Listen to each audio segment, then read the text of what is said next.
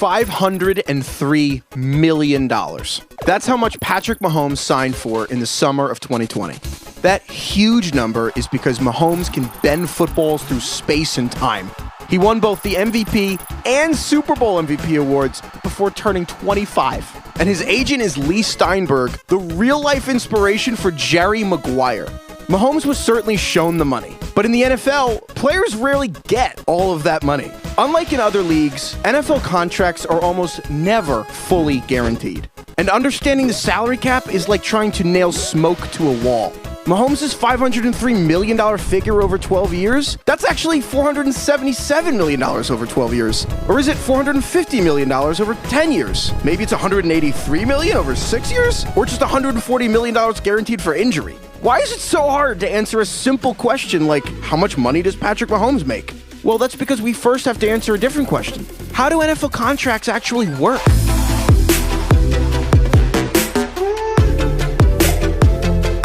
They say that time equals money.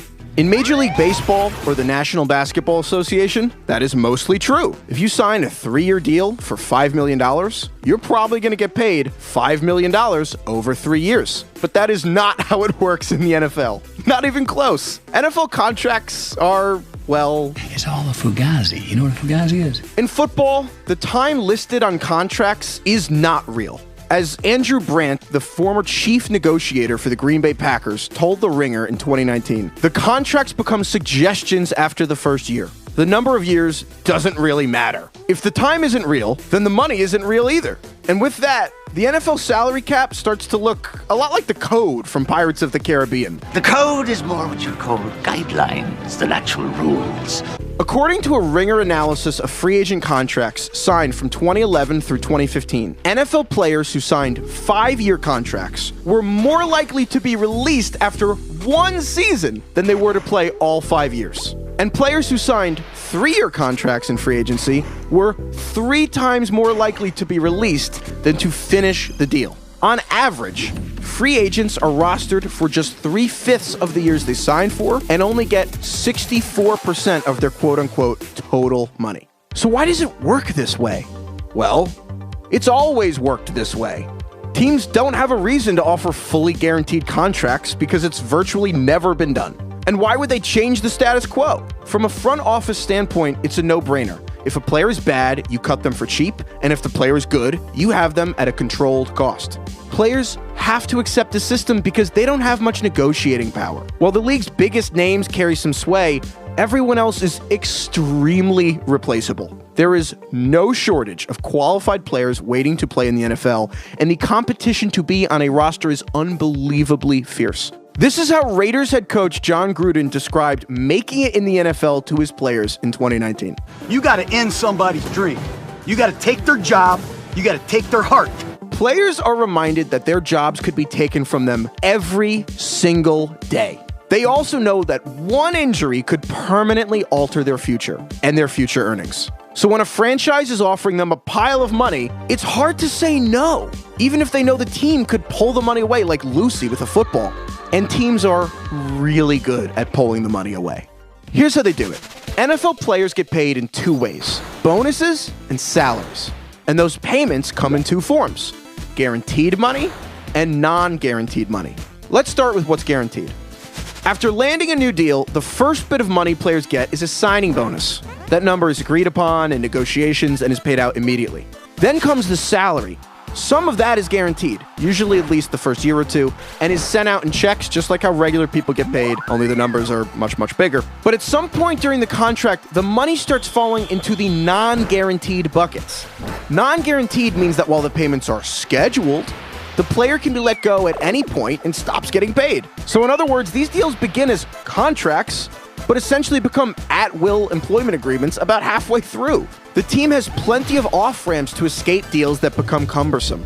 And if they take one, the money owed to the player becomes, well, fairy dust.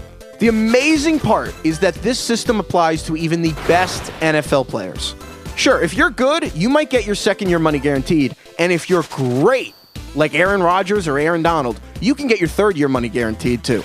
But even Aaron Rodgers and Aaron Donald can't get anything guaranteed beyond year 3, leaving massive portions of their contracts up in the air. And it's important to remember that most players are not Aaron Rodgers or Aaron Donald. Rodgers and Donald represent the 1% of the 1% of the NFL's earners. Most of the players who suit up on Sundays are not making millions of dollars. Whether it is undrafted players who fill out the end of rosters, or young guys who are on controlled rookie contracts, or veterans trying to hang on to their careers, teams are constantly looking for cheaper options to fill out their rosters. And as a result, they're coming up with more and more creative ways to stop paying players. And players don't have a ton of options at their disposal to fight this system. The best leverage a player can have is being a quarterback, especially a quarterback who wins a Super Bowl. When Joe Flacco led the Ravens to a Super Bowl in the 2012-13 season, he got a $120 million extension, one that he maybe didn't deserve and definitely didn't live up to.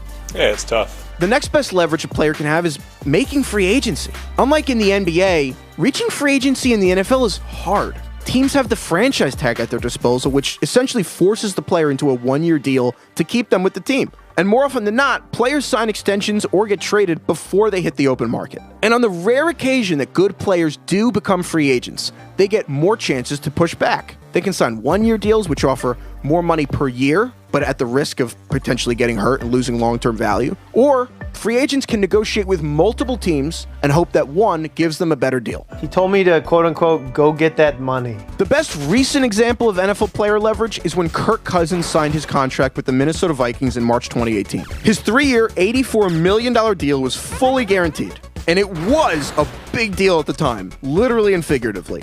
Cousins got 3 seasons and a hefty salary to boot, but the move was not remarkable because of the money or the money being fully guaranteed. It was remarkable because Kirk Cousins got the money without any portion of it going into those non-guaranteed buckets. Usually teams would never allow 3 years of guaranteed money without at least 2 years of non-guaranteed tacked onto the end of it. But Kirk Cousins got his deal because he had leverage. He reached free agency and actually had competing offers. What a concept. And he played those offers against one another until the non-guaranteed years were gone. That deal was a massive success for Kirk Cousins and an exciting step for players to see that fully guaranteed contracts are even possible. But nobody has been able to get the 4th year of their contract guaranteed in the NFL. And that's where Patrick Mahomes comes in. Mahomes' deal has something called guarantee mechanisms, which is a relatively new phrase, but it acts as a counter to the system of guaranteed and non-guaranteed years. This structure is more than a dozen years old, but nobody has taken it as far as Mahomes. Mahomes' payouts are not guaranteed yet. Like everyone else, Mahomes really got only 3 years of his deal locked in, but his agent added a catch. Every year Mahomes is on the Kansas City roster, his salary for the following season locks into place. In other words, his salaries change buckets each season, with the non-guaranteed money becoming guaranteed. This is called a rolling guarantee. So if Mahomes is still on the Chiefs in March 2023, his salary for the 2024 season becomes guaranteed. And if he is on the team in March 2024, his salary for 2025 becomes guaranteed. And the same thing happens the next year, and the next year, and the next year, all the way until 2031, when the land is expected to be overtaken by the sea, and Mahomes will own beachfront property in Kansas City. Guaranteeing a chunk of the deal every year for a decade is not the same as guaranteeing Mahomes' entire deal at the time of signing. But it provides Mahomes with a lot of protection. Mahomes would have to be in such a bad situation, either due to injury or the Monstars stealing his talent, that Kansas City would be willing to pay him more than $40 million to just go away. Mahomes and his agent didn't invent this mechanism. Players like Aaron Donald and Carson Wentz have similar clauses in their contracts. But the difference is that they only have it for 2 or 3 years. Mahomes has it for a decade. Obviously, this is good for Mahomes. No kidding. But perhaps the most amazing part about Mahomes' contract is it's also a good deal for the Chiefs. That may sound ridiculous, but locking Mahomes down for a decade at a stable price is like being able to buy Amazon stock at the price it is now every year for the next 10 years. You don't know for sure when it's going to happen, but there is a really good chance it's going to be profitable. And the Chiefs can feel extra confident because the NFL salary cap runs on inflation. The NFL has a goal of hitting $25 billion a year in revenue by 2027, and they are on their way to doing it. But to keep internal costs down and avoid paying players market value, the league negotiates with the Players Association to create the salary cap, a figure that's determined by taking roughly 48% of the NFL's revenue, or about half, and they earmark it for player salaries divided by 32 teams. And since the cap is based on how much money the league brings in, and that figure is going up, the cap is going to go up too. The number more than doubled over the last 15 years, going from $86 million per team in 2005 to almost $200 million per team in 2020. And while the salary cap is expected to drop in 2021 as a result of decreased revenue during the pandemic, 10 years from now, the NFL salary cap could be closer to $300 million per team. So the Chiefs getting Mahomes at $40 million a year sounds like a lot, but by the end of the deal, he could actually become underpaid, at least compared to other quarterbacks. In fact, Mahomes is already making less money than you think.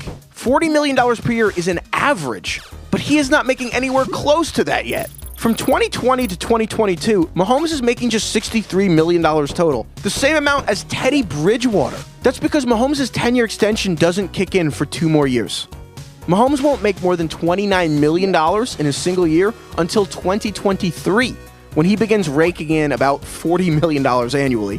Why did he agree to that, though? Well, Mahomes backloaded the deal so that the Chiefs could pay other contributors like tight end Travis Kelce and defensive tackle Chris Jones to stick around. When Mahomes signed his contract, he texted Chris Jones, maybe the real MVP of their Super Bowl win, and he said, "I left some money on the table." Mahomes' deal was less about maximizing his wealth than it was maximizing Kansas City's Super Bowl window. So much accounting nonsense went on with this $500 million deal that it increased Mahomes' 2020 cap hit by just $30,000. Again, the cap is just guidelines. And for all the talk about the deal being worth $503 million, which is closer to $477 million without the incentives, the real number is probably nowhere near that. Mahomes is due $60 million in 2027, but odds are that's just a mile marker for the two sides to renegotiate his contract around 2025, when he turns 29 years old. That means when this is all said and done, Mahomes might have really just signed a 6-year deal for $183 million, marginally more than what Jared Goff signed for in 2019. But Mahomes won't be crying poor. By the time he renegotiates in 2027, he might be asking for somewhere around $50 million annually. It's important to remember to put all this in perspective. Whenever money comes up in football discussions, just know that the dollars don't always make sense. $503 million could actually be $183 million. And for the people that are not Patrick Mahomes, aka the other 99.9% of the league, it's far less than that. The money on NFL contracts is not real. The time is not real. Mahomes' deal is about as real and spectacular as we've seen, even if everyone else's deal is, well,